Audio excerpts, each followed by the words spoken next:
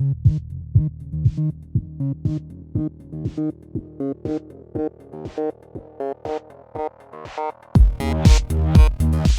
so okay, now we are gonna start our recording session. So we're gonna get into guitars today. Now, obviously, right?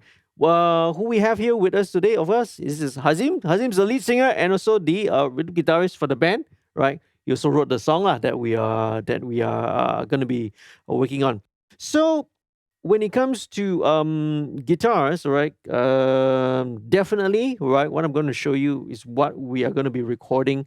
Definitely using a real amp, real cabinets, real mics. Okay, not none of that DI and M modeler nonsense. Okay, of course, the reality is right in some situations, if you are kind of more of in a home studio kind of environment, obviously you can't have a 4x12. You can't have like a Marshall stacker like that, inside the apartment or inside the house bedroom, because otherwise the neighbors are going to call the cops on you lah. Okay, so in that case, right, using DIs and using a VST amp modelers, or even like some of the modding effects units, for example, like the X effects, like the Kemper, a lot of the multi effects units nowadays. For example, of course, Line 6 was the one of the very very early ones to introduce. They introduced the Pod. Then now they have their Helix series and all that. Plus so many other companies as well. So it's really come a long way. Amp modeling technology definitely has come a long way from where it used to be lah. So it's definitely a very viable option. I have recorded, all right, with bands who have brought in their X effects and the similar type of effects as well. Very great. It is an awesome sounds, right? And I've also equally, right, gotten some really really good tones using some of the VST amp modeling software, right, which you can download. Some of them are even for free. There are even some really really good ones which you can always download for free, lah, right? So we're gonna use a combination of both actually. So we are going to record with real amps, okay? But also later on, we'll show you we're also going to be recording with a DI as well. Okay, so let's maybe just very quickly talk about what we're using, okay?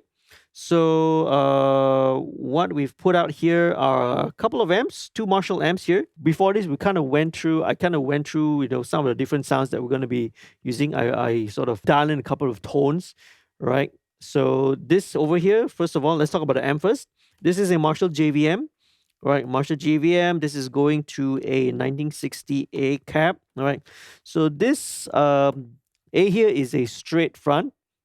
Now, even cabinets play also a very, very big role, right, in the sound and different tones. So this is a straight, and there is also the Bs, which are angle, right? Right, sorry. No, this is a B, right? No, the B is a straight one. The A is the angle one. My bad, okay? All right. Fact check me if I made a mistake on that. Okay. So even an angle and a straight one has different tonal characteristics. The angle, right, is usually a little bit brighter, right? Projection is also a little bit different, okay? Because the top two speakers kind of fire upwards slightly. So you have to bear in mind, lah, all right? If you mic it, all right? Because the speakers are a slightly different angle, all right? Whereas the straight is straight fronted one. Straight front usually has a little bit more low end, because it has a little bit more internal volume as well. The top half is not angled, so it's a little bit more internal volume. It gives a little bit more bass and low, a bit more low end lah. It really determines, it boils down to what kind of sound you're going for. If you need something that's a little bit more cutting, that kind of pokes out in the mix a little bit, then maybe you go for an angle, right? But if you want something that a little bit more solid, a little bit more low end, right? Maybe a straight is for me.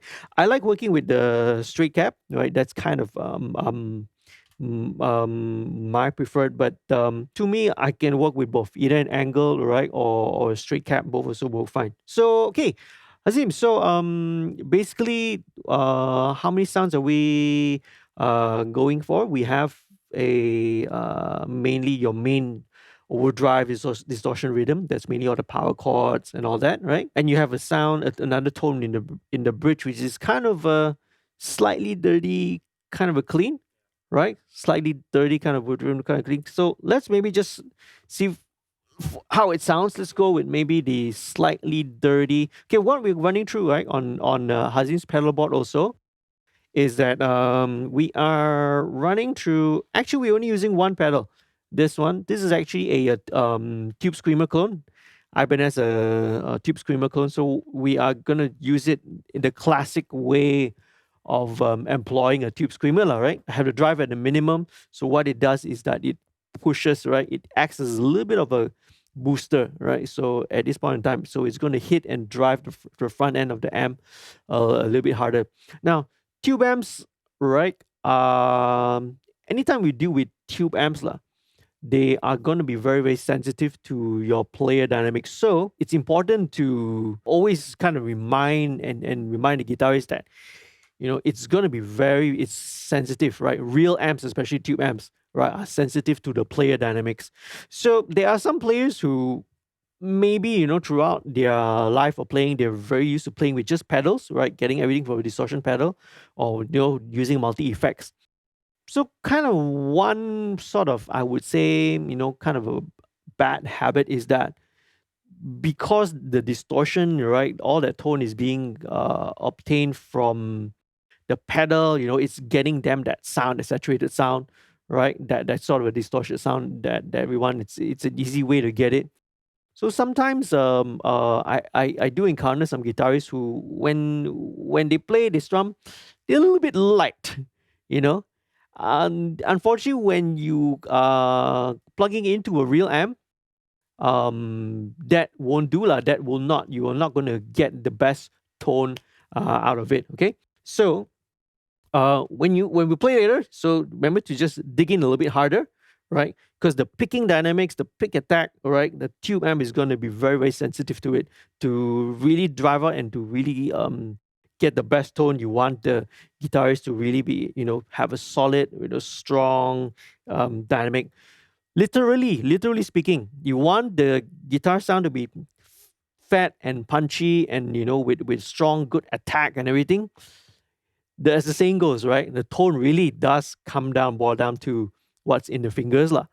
So, I can have the exact same setting for an amp, right? Whatever it is, a Marshall or a Mesa or anything like that. If I have one guitar player comes in and then he's like just looking like that, jang, jang, jang, very soft. It's like the tone is going to be very wimpy. It's going to be very weak. There's no kick, there's no punch in it. I get another guitar player, someone who's like, maybe someone who's plays a lot of maybe punk, rock, or metal, or something a little bit heavier, a little bit more aggressive. When they dig in, suddenly all that punch, all that low end, all that mid is all there. And the only difference is the playing. It really boils down. So it's very important to always highlight, like if you're working with guitar players, right, to be very mindful of their touch, right? That really plays a huge role in the outcome. Okay, so let's play this first. So this would be the kind of the tone that we're using in the bridge. Okay, can we just hear that very quickly?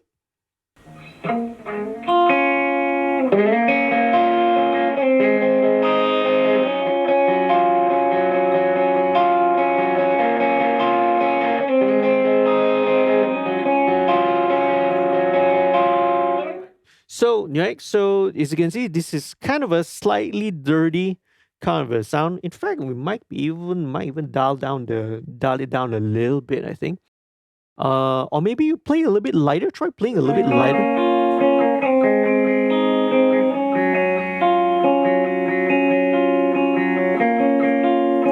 Okay. Try playing back to normal.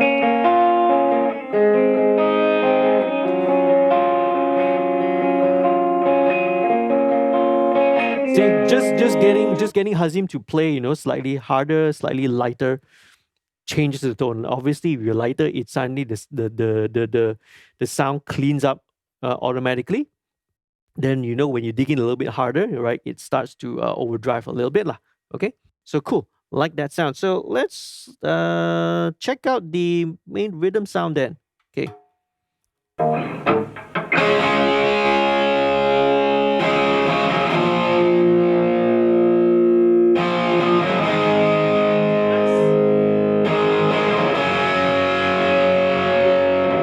So I'm pretty happy with it. We've kind of dialed this in a little bit earlier already, lah. So I was really happy with it.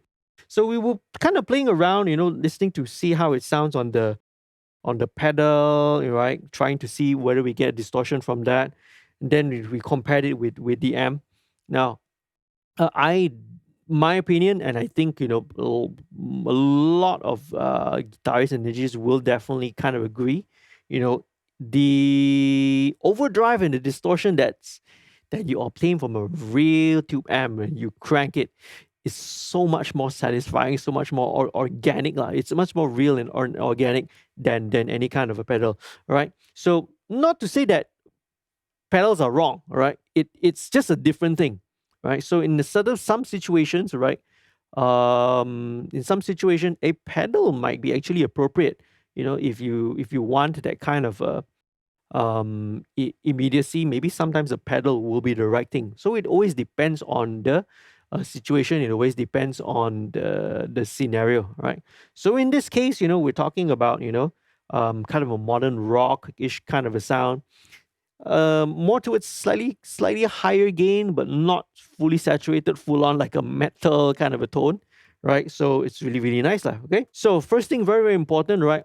I always want to get and work with the guitar player to be right in the room, standing in front of amp, plugged in right in front of it, and let's get the sound and dial the tone here first. Because this is so crucial when it comes to amplifiers, all right, to guitar tones. The final result, okay, is going to be so dependent on how it sounds here.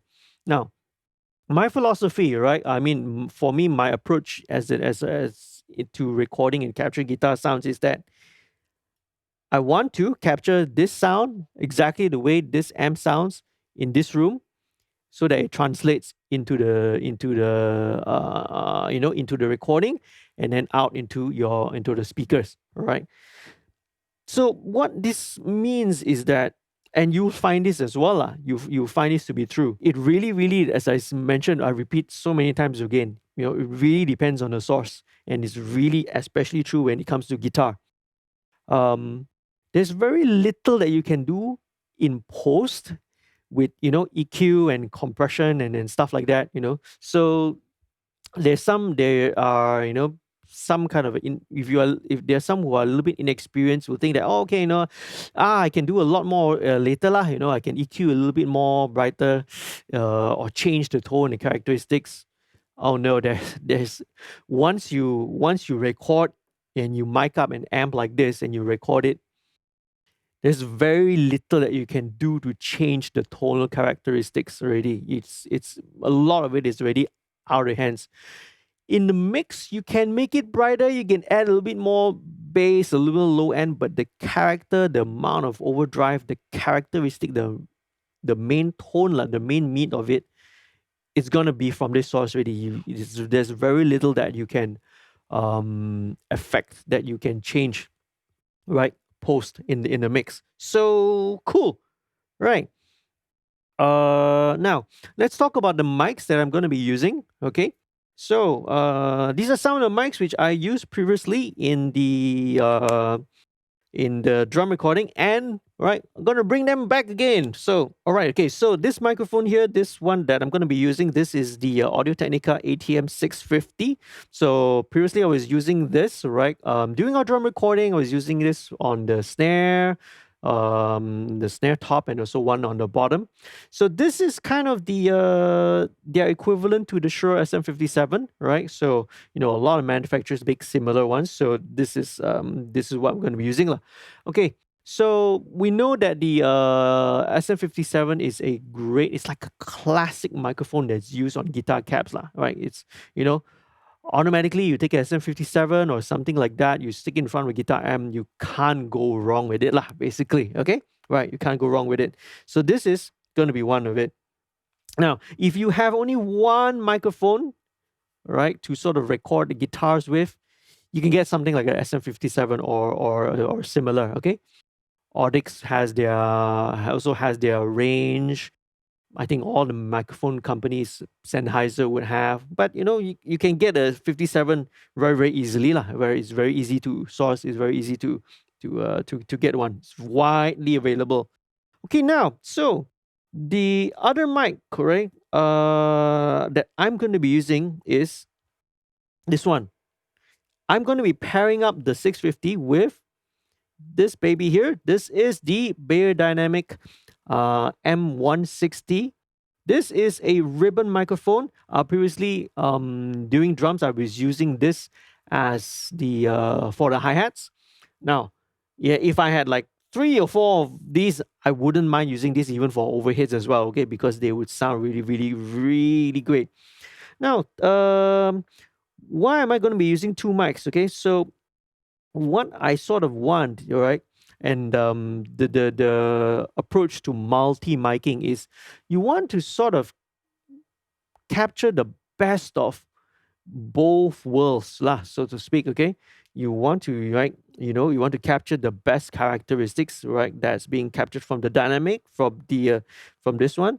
You want to capture the best characteristics that's being captured by the ribbon, and have both of it blended together, mix and match, and then sometimes, very often, blending in, right, will give you a much bigger sound than just using one particular microphone lah.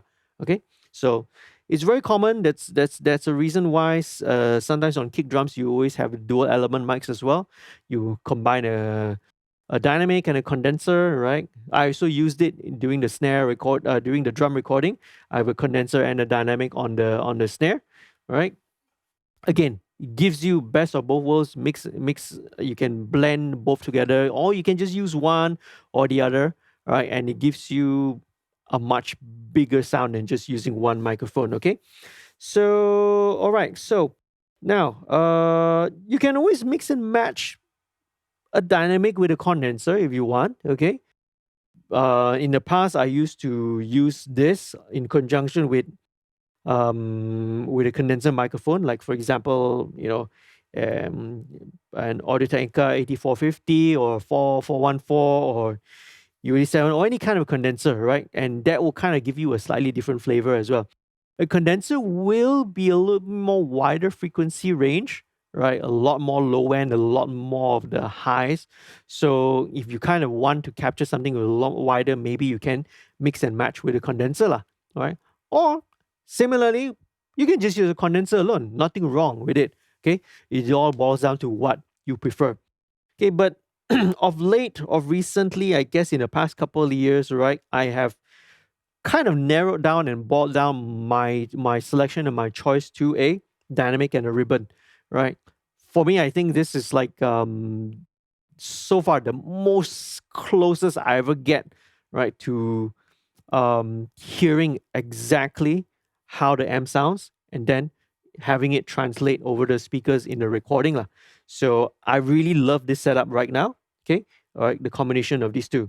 So now, very quickly, the next step we want to do, all right, that I want to do is I want to mic up, right, the speaker cabinet. But first things first, okay, I want to listen. So let's play the rhythm distortion, the main distortion.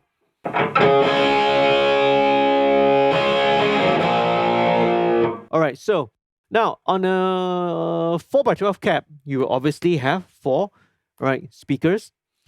Now the funny thing is that not all 4 speakers will sound the same or sound alike one. So this will take a little bit of experience, okay, and have a listen. All right, I'm going to do a very, very quick listen, very quickly. Just listen to all the 4 different speakers to try and see which one sounds the best. Okay.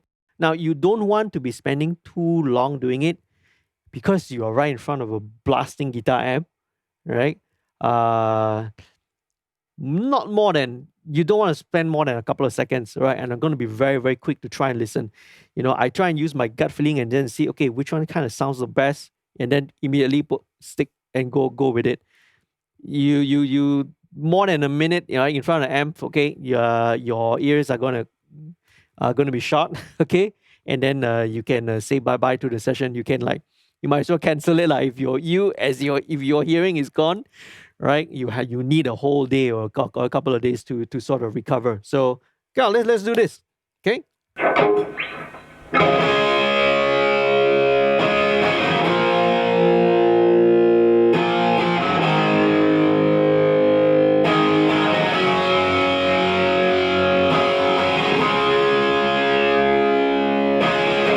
Okay, right.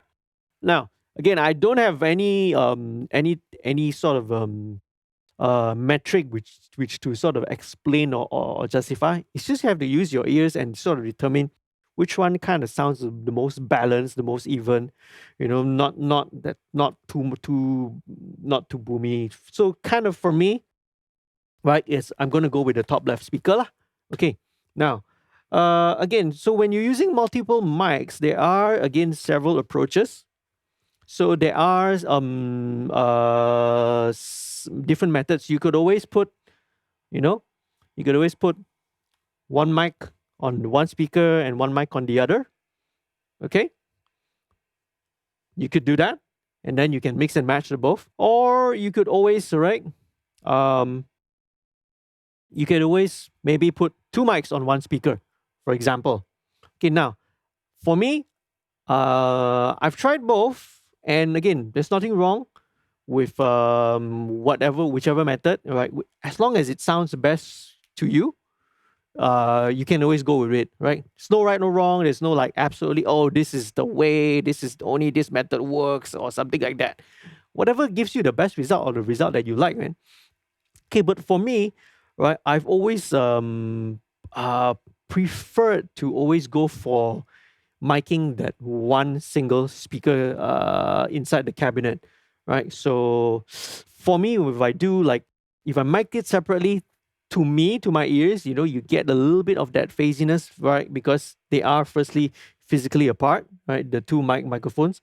When you put them together, okay, they are kind of listening only to that one sound, same sound source. It's picking up from the one speaker here, and having the capsules right next to each other really helps to minimize any of the phase issues. For me, it sounds a little bit more solid, right? If I kind of pick it up from just one speaker. But again, right? There's no right or wrong, whichever sounds best to you. Different engineers, we have different techniques, one, right? Some very, very famous engineers have slightly different techniques as well. Okay, now, just to expand a little bit further, you can also if you want to be a little more creative, right? You can always, sometimes, if you want to add in a little bit of room ambience, you can always put let's say maybe a condenser somewhere around in the room. And you can, again, blend that in lah. All right. So I'm not a huge fan of putting the condenser in the room, of capturing the room ambience thing. To me, it always makes the guitar tone go a little bit further back. And then, in this case, for this song, this is more of it's more of a modern rock thing. So, I want the guitar to be really in your face, immediate. Okay, I don't want it to be too ambient or anything. Right, I don't want any kind of room sound in it.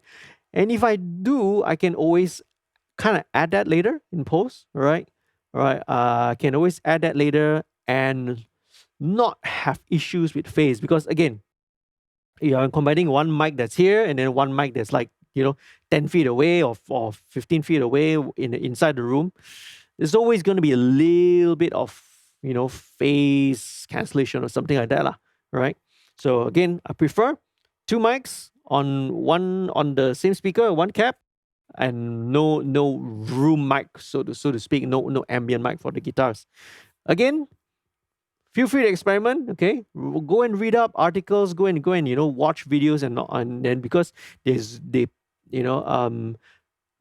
useful to learn many different techniques from different producers and different engineers, right? Try it all, try and see. You never know, an application, maybe a condenser in the room might be suitable if you are working with, let's say, maybe a more organic, more kind of a more blues rock kind of a band tone, where you want to capture that.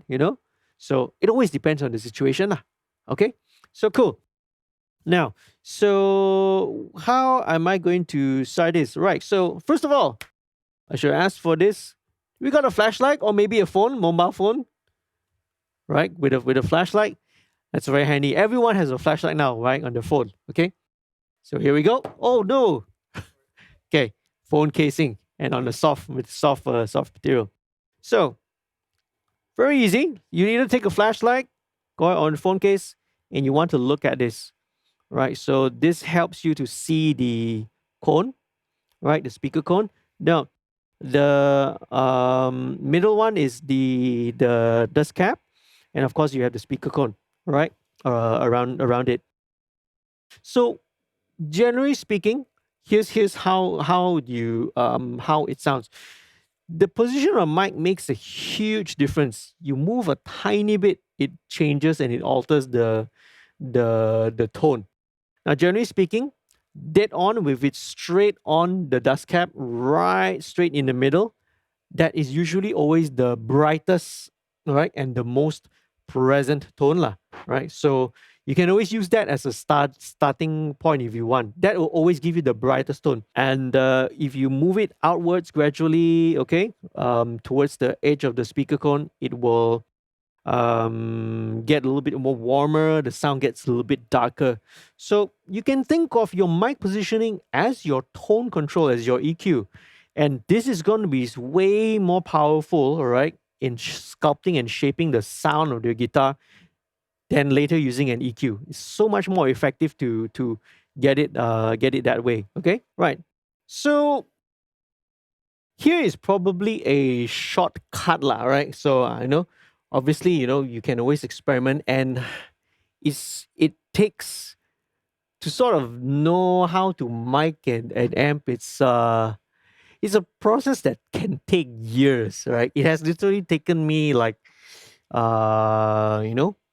maybe 10 over years to sort of really, and it's a continuously refined process. It takes years to sort of to sort of master it, and to sort of unlock the secrets, lah, so to speak, lah. Okay, so well, that's why nowadays it's probably easier and simpler to just go and use a record a DI and just use an amp modeler, you see. Okay.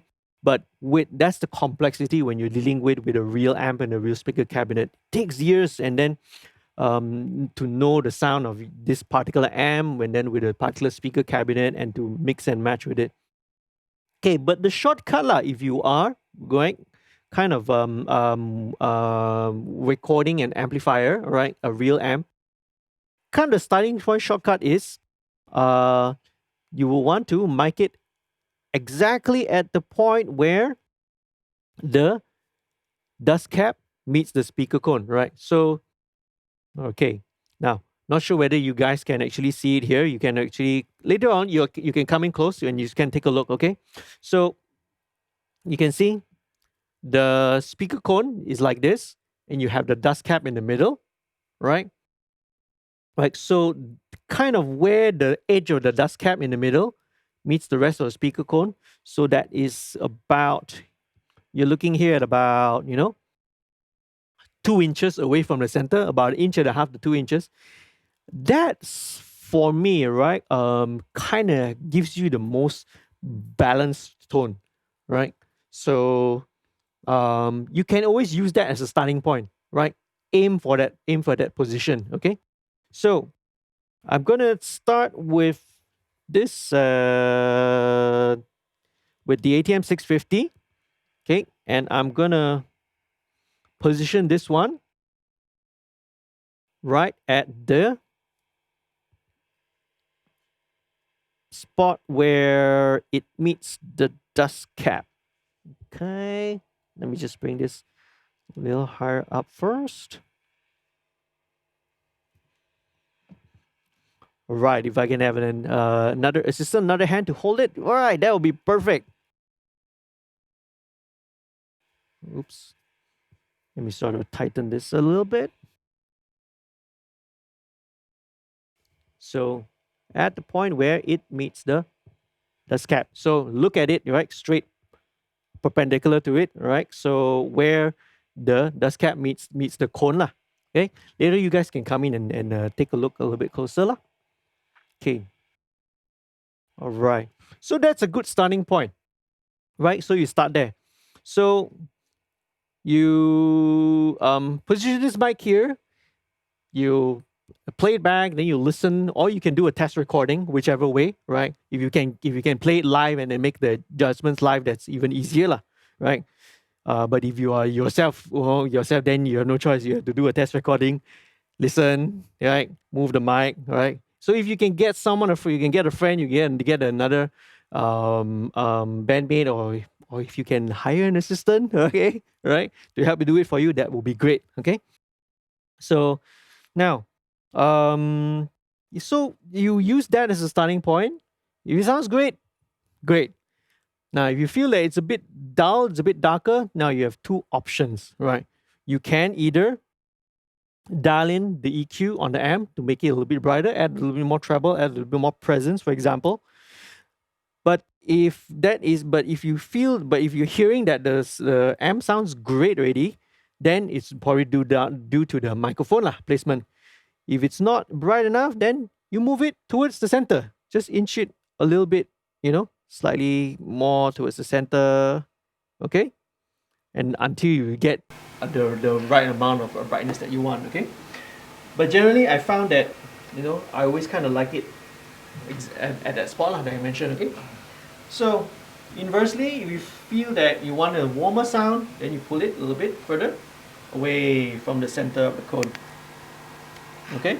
So, now, whether you move it, adjust it left, right, like this, or up and down, doesn't make a huge difference. Doesn't make a difference at all. So, to simplify it, right, you just to simplify it, I usually just keep it left and right lah, right?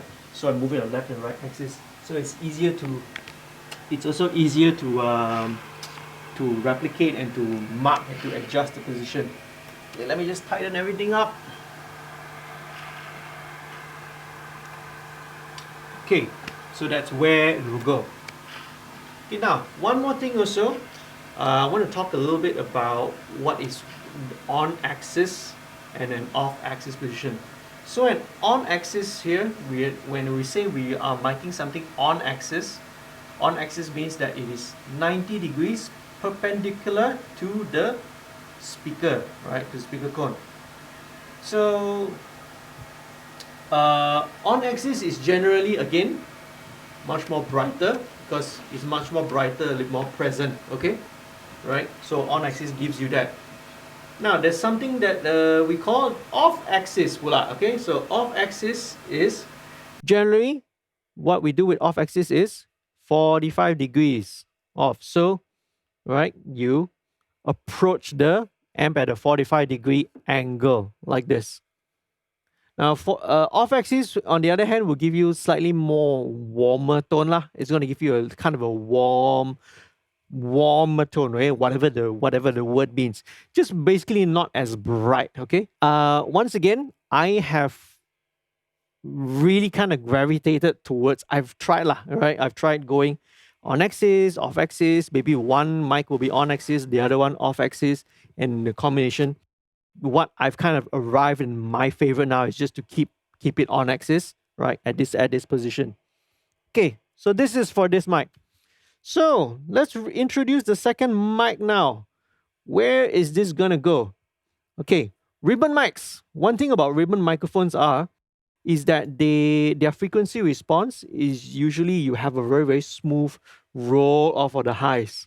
Okay, it's a characteristic of the ribbon microphone, and that characteristic somehow makes them really, really perfect, or makes them really, really great for recording electric guitar and guitar amplifiers. You know, the speaker cabinet, right? Guitar amp has very little. If you actually record it, right, and you look at the frequency spectrum, right, it's got very little frequencies above 8K, right? 8K, 9K, 10K. I think above 10K, 11K, 12K, right, there's virtually no high frequencies, because that's kind of where the capabilities of a speaker, a guitar speaker can reproduce lah, those frequencies. So there's very little, right, high frequencies. So this makes it a perfect match. The frequency response of ribbon microphone matches it perfectly. So where do I put the ribbon, right? Ribbon, very easy, very simple. Straight on, right smack in the middle. Okay.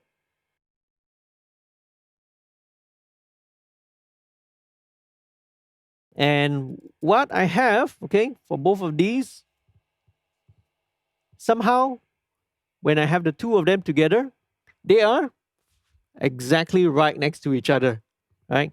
As you can see here. So they are both seeing the and capturing the same speaker. And since both of them are close to each other, right next to each other, again, you know, they are much more phase coherent. You have much less phase issues that way. Again, for me, it gives you a much fatter, much more tighter, much more bigger sound, lah, okay, than having them on two speakers. All right, cool. So this is my approach. We're going to hook everything up. We're going to mic everything up and move in inside, all right, to actually get down to tracking and recording the parts. All right. So let's head on into the control room after this.